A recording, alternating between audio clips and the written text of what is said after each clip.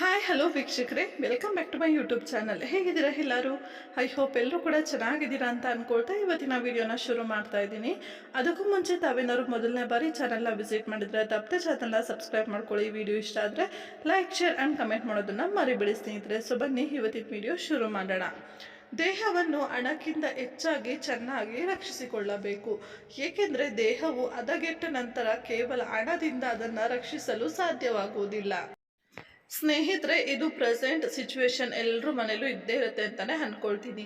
ಯಾಕಪ್ಪ ಅಂದರೆ ತುಂಬ ಜನ ಇವಾಗ ನೀವು ನೋಡಿರ್ಬೋದು, ಅಯ್ಯೋ ನನಗೆ ಡ್ಯೂಟಿಗೆ ಹೋಗ್ಲಿಕ್ಕೆ ಲೇಟ್ ಆಗುತ್ತೆ, ಹಾಗಾಗಿ ಇವತ್ತು ಊಟ ತಿನ್ನೋಕ್ಕೆ ಟೈಮ್ ಇರಲಿಲ್ಲ ಅಂತ ಹೇಳಿ ಹೊರಗಡೆ ರೆಸ್ಟೋರೆಂಟಲ್ಲಿ ಹೋಗಿ ಊಟ ತಿಂದೆ.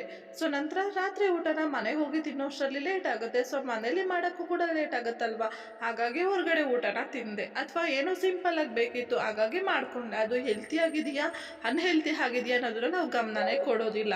ಸೊ ಆನೆಸ್ಟಾಗಿ ಹೇಳಬೇಕು ಅಂದರೆ ಈ ಒಂದು ತಪ್ಪನ್ನು ನಾನು ಕೂಡ ಎಷ್ಟೋ ಬಾರಿ ಮಾಡಿದ್ದೀನಿ. ಆದರೆ ಕೆಲವೊಮ್ಮೆ ಯೋಚನೆ ಬರುತ್ತೆ, ಅಯ್ಯೋ ಹೋಟೆಲಲ್ಲಿ ಹೇಗೆ ಮಾಡಿರ್ತಾರೋ ಏನೋ. ಸೊ ಅದನ್ನು ತಿಂದು ಕೆಲವೊಮ್ಮೆ ನೆಕ್ಸ್ಟ್ ಡೇ ಹುಷಾರಿಲ್ಲದೆ ಕೂಡ ಮಲ್ಕೊಂಡಿರೋದು ಕೂಡ ಉಂಟು. ಆದರೂ ಕೂಡ ನಮಗೆ ಅದರ ಒಂದು ಅರಿವು ಇರೋದಿಲ್ಲ. ಅಯ್ಯೋ ಬಿಡು, ಮನೇಲಿ ಹೋಗ್ಬಿಟ್ಟು ಯಾರು ಮಾಡ್ತಾರಪ್ಪ ಅಷ್ಟೆಲ್ಲ ರಿಸ್ಕ್ ತೊಗೊಂಡು, ಏನೋ 500 ರೂಪಾಯಿ ಅಲ್ವಾ, ಹೋದರೆ ಹೋಗಲಿ ಬಿಡು ಇಬ್ಬರಿಗೆ ಅಂತ ಅಂದ್ಕೊಂಡು ಕೊಡ್ತೀವಿ. ಸೊ ಇವತ್ತು ನಾವು ದುಡ್ಡಿಗೆ ಬೆಲೆನ ಕೊಡ್ತಾ ಇದ್ದೀವಿ ಹೊರತು ಊಟಕ್ಕೆ ಆಗಬಹುದು, ನಮ್ಮ ಆರೋಗ್ಯಕ್ಕೆ ಆಗ್ಬೋದು ಬೆಲೆ ಕೊಡ್ತಾ ಇಲ್ಲ. ಅದೇ ಫ್ಯೂಚರಲ್ಲಿ ಹೋಗ್ಬಿಟ್ಟು ನನಗೆ ಆರೋಗ್ಯ ಬೇಕು, ದುಡ್ಡು ಬೇಡ, ದುಡ್ಡು ಎಷ್ಟಾದರೂ ಹೋಗಲಿ, ಆರೋಗ್ಯ ಚೆನ್ನಾಗಿರಲಿ ಅಂತ ಎಷ್ಟೋ ಜನ ಕೇಳ್ಕೊಳ್ತಾರೆ. ಬಟ್ ಆವಾಗ ನೀವು ಎಷ್ಟೇ ಕೇರ್ ಮಾಡಿದರೂ ಕೂಡ ಆರೋಗ್ಯ ಅನ್ನೋದು ಖಂಡಿತವಾಗ್ಲೂ ವಾಪಸ್ ಬಂದಿರೋದಿಲ್ಲ. ಅದು ಆಲ್ರೆಡಿ ಎಷ್ಟು ಹದಗೆಡಬೇಕೋ ಅಷ್ಟು ಹದಗೆಟ್ಟಿರುತ್ತೆ ಸ್ನೇಹಿತರೆ. ಅದಕ್ಕಾಗಿ ನಾನು ಹೇಳೋದು ಇಷ್ಟೇ ಸ್ನೇಹಿತರೆ, ನಮ್ಮ ಜೀವನದಲ್ಲಿ ಕೆಲಸ ಅನ್ನೋದು ಸಾಯೋವರೆಗೂ ಇದ್ದೇ ಇರುತ್ತೆ.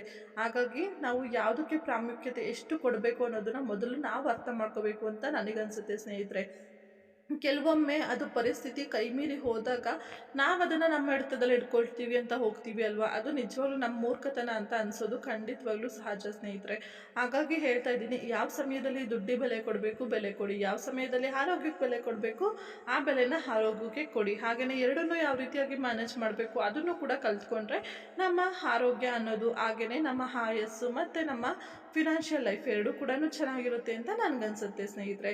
ನಿಮಗೂ ಕೂಡ ಇವತ್ತಿನ ವಿಡಿಯೋ ಇಷ್ಟ ಆದರೆ ಪ್ಲೀಸ್ ವಿಡಿಯೋಗೆ ಲೈಕ್ ಮಾಡಿ, ಶೇರ್ ಮಾಡಿ, ಹಾಗೆ ಚಾನಲ್ ಸಬ್ಸ್ಕ್ರೈಬ್ ಮಾಡ್ಕೊಂಡು ಸಪೋರ್ಟ್ ಮಾಡೋದನ್ನು ಮಾತ್ರ ಮರಿಬೇಡಿ. Thank you.